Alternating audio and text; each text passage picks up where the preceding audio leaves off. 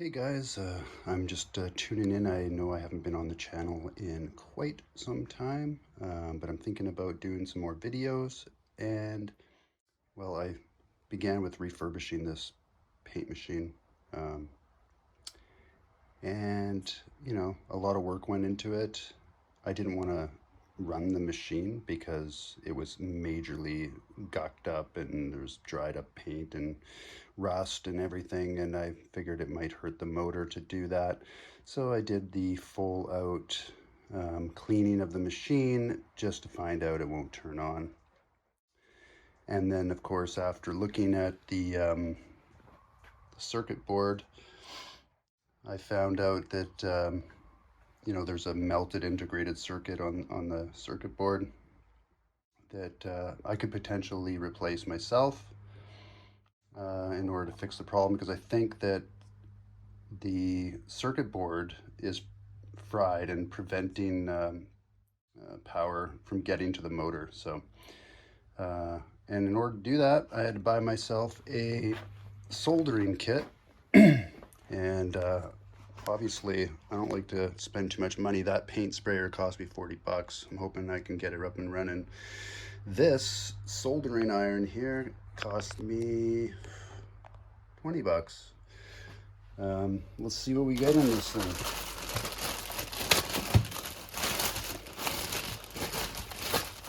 My old one broke, and it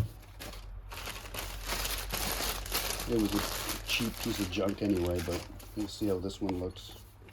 Comes in a nice little case. This is from T-Beek, T-E-B-E-E-K on Amazon. It's a 60-watt soldering iron with an on-off switch and a bunch of accessories. And I'll leave a link in the description for that if you're interested. I don't really care about making commission or anything. It's just, oh, that's kind of a nice little presentation. There's a thank you card in here. And some warm-up tips here. How to change the soldering iron tips. This is a suction tool, which is right here, which allows you to, once you've melted the solder, it just sucks it up. Kind of has a spring action to it. And of course, there's some tin here for soldering, and a little holding tool for if you're holding like a component while you're soldering. There's a component there. Here we've got some various tips for it, depending on what you're working on. One might work better than the other.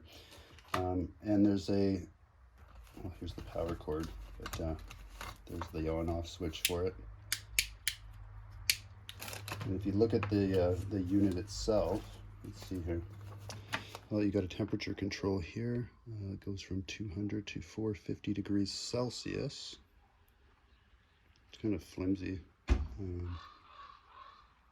Yeah, but, hopefully it'll work okay.